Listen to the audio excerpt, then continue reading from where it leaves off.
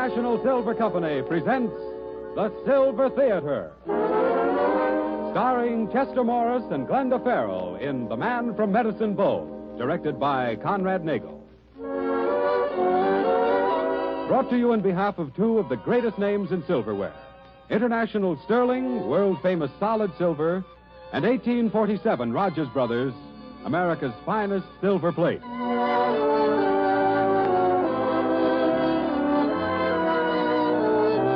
Good afternoon, ladies and gentlemen. This is Conrad Nagel greeting you from the stage of the Silver Theater in Hollywood and bringing you the 28th in our new series of dramatic productions. Before the curtain rises on today's performance, we'd like to announce that for the next 2 weeks, Silver Theater will star Robert Montgomery.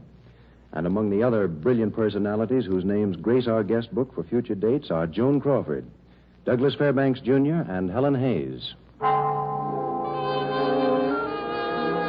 The house lights dim, and the silver curtain is about to rise on the first act of The Man from Medicine Bow, a comedy by Paul Franklin, starring Chester Morris and Glenda Farrell as Dave Sheridan and Connie Bannister.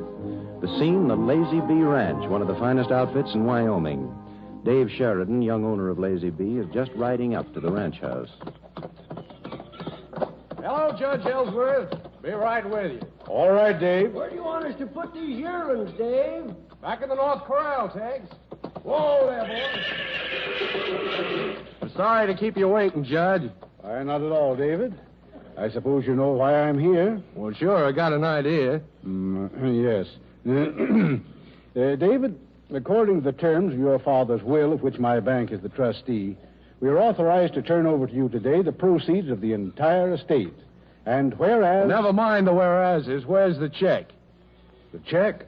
Why, you mean you're not going to let us reinvest the funds? Well, maybe after I get back, Judge. You see, I'm finally taking that trip to New York.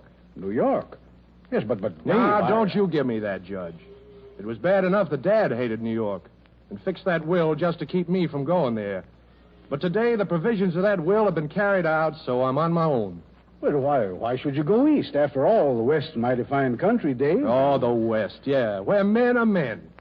Nothing ever happens anymore. Back there, it's different. Look, Judge, do you realize what goes on in New York?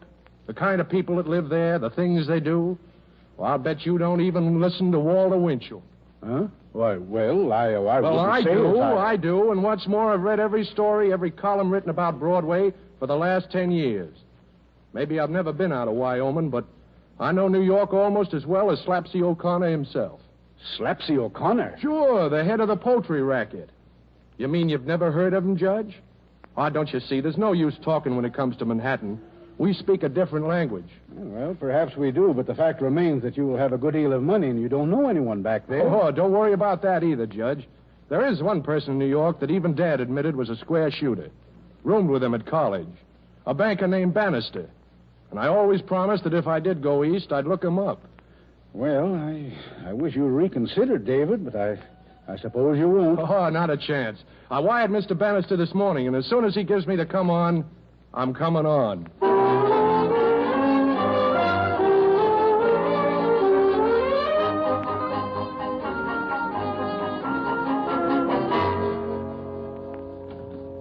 Yes, sir? Miss Bannister's expecting us. Miss Dillon and Mr. Van Ostrand. Oh, yes, Mr. Van Ostrand. Miss Bannister is in the library. Thank you. Say, Teddy, we've just got to talk Connie into going with us this weekend. Leave it to me. Oh, Connie. Hello, Kay and Teddy. Oh, you're just in time. This is wonderful. What's happened? Me. I've just inherited the Lone Ranger. Hi-yo, Silver. You what? Say, Teddy, does she look all right to you? Never can tell about the Bannister family, I always say. All right, you can clown, but look at this. This telegram that just came for Dad. Yeah? Naturally, I couldn't get it to him. He's on the Normandy. So I opened it and listened. Dear Mr. Bannister, always promised Dad would look you up if I came New York. Stop. Anxious leave Medicine Bow at once and fly east. Stop. Would it be convenient for you show me some of the towns? Stop. Particularly anxious to meet any gangsters you may know. Stop. Please wire reply. Gratefully yours, David Sheridan. Oh, Connie, I don't believe it. It's a gag. It's not a gag. The man actually believes we hobnob with racketeers and mobsters. Well, who says we don't? Teddy, can't you help Connie out? Haven't you got a thug friend or two left over from the Prohibition days? What do you mean, friend? What's the matter? Who is this guy Sheridan? And if he's coming here to try to muscle in on our territory, I'll rub him out. That's what I'll do. I'll rub him out. Jeepers, how you gonna do it, killer, honey? Oh, this may be funny to you, but look, I've got to... Hey, wait a minute. Wait a minute. What, Connie? Look, do you suppose... Now, this Dave Sheridan has never seen any of these gangsters, has he? So what's to stop you from providing them for him? Us? Yes, you. Kidding it, just like you were doing now. Oh, Connie, the guy'll never fall for that. The fellow who wrote that telegram will fall for anything. And besides, if he's any kind of a person at all, he'll only laugh himself when he gets wise. Oh, let's try it. First, I'll wire him to come on. And then we'll have to get in touch with Babs and Clark Palmer. After all, just you two won't be enough. Then a night or two after he arrives, I'll make reservations at one of the clubs. You, Teddy, can be Slapsy O'Connor, and Clark can be Bugs Halstead. And you two girls will be their malls. Then somehow Dave Sheridan and I will just happen to bump into you. Then we'll give him a taste of it.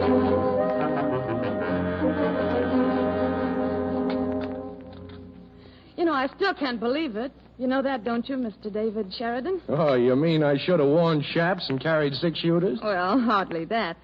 But I was all prepared the other day for boots and a 10-gallon hat. And then you stepped off that plane dressed just like a page out of Esquire. Yeah, and what then, Connie? Well, I was surprised. Disappointed? No, surprised. Oh, gee, Connie, it's really been swell of you to bother with me like this. Meeting me, showing me the town, having me to dinner. Oh, by the way, more coffee? Oh, no, thanks. Say, Connie. Yes? I've been meaning to mention this.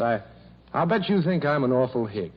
I mean that wire I sent about all the things I wanted to see.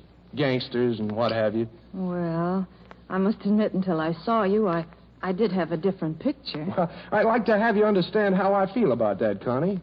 You see, I came from a part of the country where, the so-called bad men used to operate. Why, my granddad led the posse that chased Bat Masterson out of the territory. Really? And now, all the men like Masterson and Billy the Kid and Wyatt Earp, they're kind of men. They're not out west anymore. They're back here. In New York, in Chicago. Maybe it's crazy, but I'd like to see some of them face to face, just to see if they're anything like my idea of them. You're still determined to meet gangsters, Dave? Yeah, if it's all the same to you, but... maybe you don't know any. Oh, I know some, all right. Ever hear of Slapsy O'Connor and Bugs Halstead? O'Connor and Halstead, have I? You know them? Yes, Dave. We'll probably see them tonight. You see, I made reservations at the Club Alamo. Club Alamo, huh? Yes, that's where O'Connor and Halstead hang out. At the Alamo? Oh, Connie, the Alamo belongs to Mushmouth Davis. Everybody knows that. You don't tell me. Why, sure. Halstead and O'Connor own the 43 Club. Well, of course, I wouldn't know. I've only lived in New York all my life. Well, you don't have to take my word for it. Here, look at these. You believe Winchell, don't you? Clippings.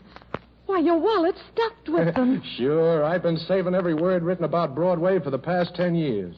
Of course, if you want to go to the Alamo... Oh, no. You want to see the town, right? We'll go to the 43.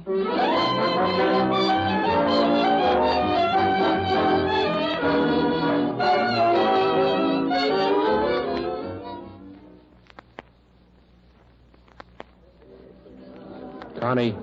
Huh? What's wrong? Is it my dancing? The dancing? Oh, if you're a sample of medicine dose dancing, then a lot of the men I know should go to Wyoming. Well, then, if it isn't that, it's something else. You know, you've been quiet ever since we got here. Well, it's just that... Well, look, Dave. Don't you think we ought to skip this gangster business? But why? Dave, do you realize that type of... Huh? Oh, nothing. Let's dance. Sure. Dave. Yeah? What is it? Dave, over there. At that table in the corner. That's them. Who? Bugs Halstead and Slapsy O'Connor. They're sitting there with their two malls. No! Connie, are you sure? Sure, I'm sure. Shall we go over there so I can introduce you? Oh, come on. Oh, what a break. Say, do you really know him? No. I went to school with them. Oh, great. Well, here we are.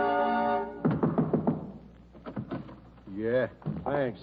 Hey, what do you want? O'Connor and Halstead. Where are they? What's that to you? Never mind. Just tell them it's Dave Sheridan from Medicine Bow. Medicine Bow? And I want to see him about that Eastern National Bank robbery. What? You see, I know who pulled that job. You do, eh? Okay. Just stay where you are. We got to do something about it. What do you want? Don't you know we're busy? Slapsy, Bugs. There's a guy out here says he knows who's pulled that job this morning. What's that? He does, huh? Some stoolie looking for a cut. Ditch that bag. Check. Okay, let him in. Get out in the street and keep your eyes and ears open. Maybe he didn't come alone. Right. Hey, you. Yeah? Go on in. Sure. Thanks. Now, look here, you men. Hey, wait a minute. Yeah, what? Well, there's some mistake. I want to see O'Connor and Halstead. I'm O'Connor and he's Halstead. What about it? Oh, now, don't kid me. Look, I know Halstead and O'Connor. Miss Bannister and I had dinner with them and their their friends here last night. Yeah? Yeah, you was here last night. I remember now. I seen you with that Park Avenue bunch. Park Avenue bunch? What? Wait a minute. Oh, that Park Avenue bunch, huh? I get it now. Yeah. I'm sorry, my mistake. You see, I'm a stranger in town, and I'm just learning my way around. So I'll be running along. I wouldn't hurry. Well, I've got an appointment at 3 o'clock. Maybe it can wait. That bank job today, you know something about it? The bank job? Oh, no. I was just talking. Didn't mean a thing. So long. There we are. Now, wait a minute, boys. I don't know who you are, but you played a bum card this time. Bugs, frisk him. Right. I don't think you'd better try that. No. Well, turn around. Huh? Sure.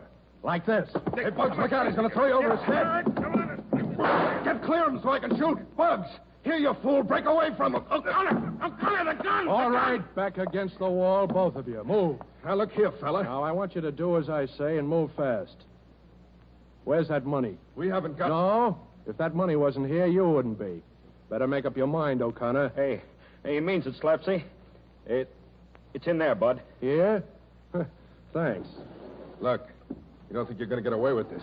Get smart, make a split, and we'll call it square. Sorry, I've got other plans, O'Connor, and I'll need this money.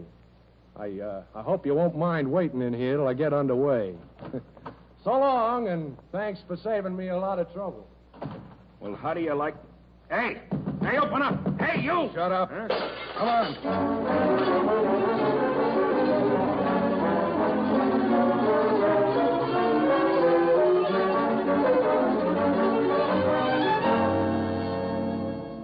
But why tip him off now, Connie? Why, sure, the way he fell for the gag last night, we could carry it on forever. Yes, Connie, what's happened to you? Don't tell me you've gone soft for Mr. Wide Open Spaces. Well, suppose we went to Wyoming. We'd be pretty green ourselves, and we wouldn't expect the people that we... Well, that is, we wouldn't expect our friends to try to make fools of us. Here, Connie, defender of the downtrodden. Downtrodden, Dave Sheridan? Huh. Say, I'd hate to have him really sore at me, but... You know, maybe Connie's right. Suppose we just use the gag again when he first gets here and then let him in on it. I want to see his face when Connie tells him. Oh, and that reminds me. There's not going to be any... Oh. Dave. Well, hello. Hi, Connie. Hope I'm not late. Hello, Slapsy and Bugs. Hiya, Miss LaJoy. How are you today, handsome? I'm all right. Glad you showed, Wyoming. Thought you might have gotten cold feet. Now, that's very funny coming from you. Dave. What's wrong with you? Wrong? Why, nothing. They just give me a laugh, that's all. Who? Your friends. The smartest racketeers in New York. And who says we ain't, buddy? Who says we You ain't? gonna rub him out, Slapsy? Oh, stop it, you two. Dave, what are you talking about? This. Read it. Huge loss in bank holdup. That's right. A $200,000 job. Mighty nice of Slapsy and Bugs here to tip me off on We it. tipped you... we tipped you off. Sure. So I pulled it without you. Dave, you didn't rob that bank yourself. No? But you couldn't. That's crazy. You're not a crook. I'm not, huh? Open that bag. Why, Do as you're told. Look, it's money. There's thousands there. Yeah, exactly 200,000. That's what the paper said. I haven't bothered to count it yet. Thought I'd wait till now. You see, since you boys gave me the steer, well, I want to cut you in. Cut us in? Oh, wait a minute, Sheridan. You boys going sort of soft all of a sudden, aren't you? Oh, Dave, listen to me. You didn't really do this thing. You couldn't. Why, that bank belongs to my father. Talk to your friends. It was their idea. Oh, Dave, what's the matter with you? You can't be such a fool. This whole thing was just a gag. Now, you can't take it seriously. No, why can't I? Because you'll get caught, Dave. You'll be in a terrible jam. Suppose I am. What's that to you? It's a lot to her, if you want to know. Kay, After you left us last night, she said she wondered where Wyoming had been all her life. Did you say that, Connie? and suppose I did. Come here. Well? Oh, Dave, please. I'm sorry, really, I am. I didn't really mean to...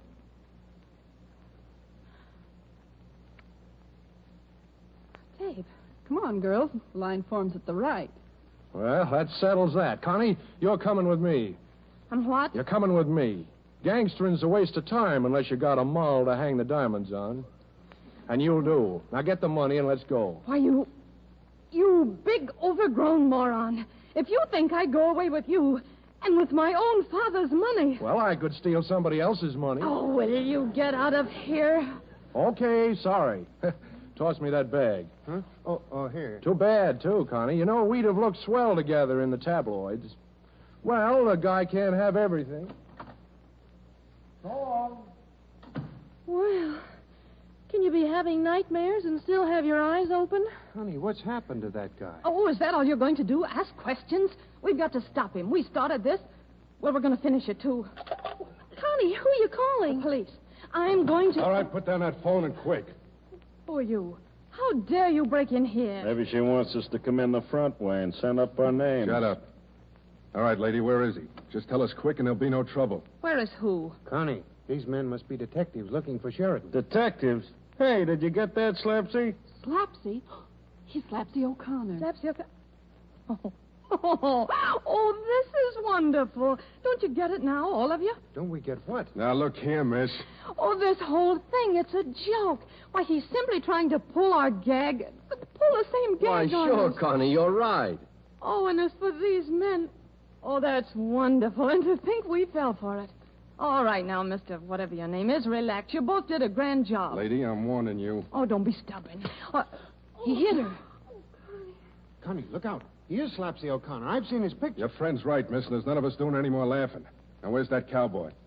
Come on, we saw him come in here. I said, where is the guy? He's right here, O'Connor. Dave. Now, drop those guns and put them up, both of you. Yeah? Yeah. Dave, look out! Oh, Dave, that was a honey. Are you all right? Sure. Hey, what goes on here? All right. Where is that guy? Come on in, boys. Hey, who's this fellow Sheridan who's out for the police? I am, officer. You'll find that Eastern National Bank money over there in that bag. The money from... Hey, is this on the level? Well, it should be. That's Slapsy O'Connor, and the other one is Bugs Halstead. Well, I'll be an Irish cop. What about the rest of these people? Why, I can't tell you much about the men, officer, but I'll be glad to swear in court that this girl told me she was Slapsy O'Connor's ma. Dave, don't tell him that. He'll believe. And this one boasts she runs around with Bugs Halstead. Why, officer, that's a lie. My father's As the owner... for the other... Dave, you win. Now we admit it.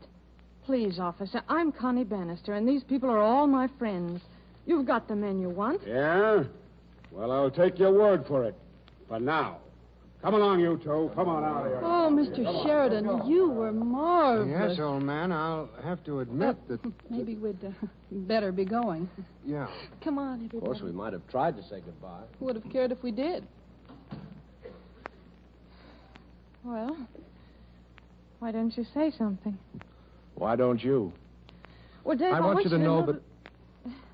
What I I was really trying mean to it. say... My turn? Your turn. Well, look, you said you wondered where Wyoming had been all your life. You did say that, didn't you? Uh-huh. So how about it? You mean you and me? You and me. Well, you I see, know it's Dave, pretty quick. My turn? Your turn. Yes, Dave. I've got an idea. I'm going to know where Wyoming is for the rest of my life.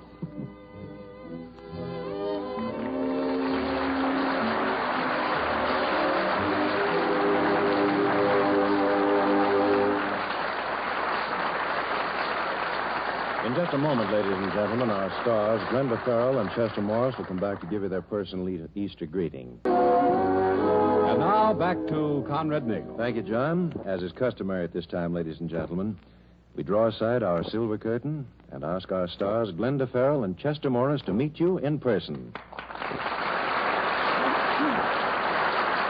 Thank you, Glenda and Chester, for a pair of swell performances. Oh, the Thank pleasure's you, all mine, Conrad. Conrad. You see, My turn?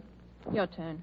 Take a card, any card. Mysterious Morris. This is where I came in at rehearsal 3 days ago. No, Glenda, come on now. Chester, Take a card. we'd love to see a card trick, but really we haven't time today. All right.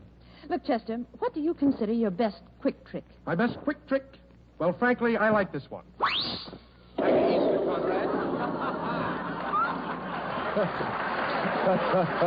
Well, he's disappeared.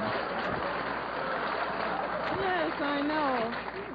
At lunch the other day, he did the same thing when the waiter brought the check. Well, I suppose we'd better try to carry on. Well, I'm afraid I can't, you see. He took my script with him. Well, you can ad-lib something, can't you? I never was a great hand in an emergency, but how about this? It's been grand working with you, and I think the new solid silver pattern prelude is lovely beyond words. I made it a point to see it the very first time I heard John Conte describe it. Well, thank you very much, Glenda. Good night and come back soon.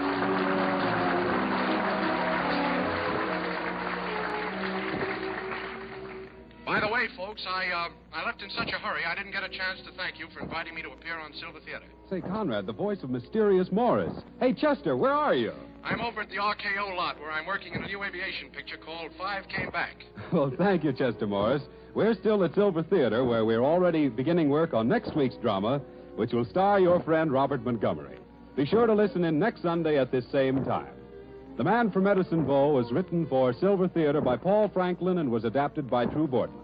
Original music heard on this program was composed and conducted by Felix Mills. All names and designations of persons and of business or social organizations used in the course of this broadcast are entirely fictitious, and no actual business or social organization and no living person is thereby actually referred to or designated. John Conte speaking. This is the Columbia Broadcasting System.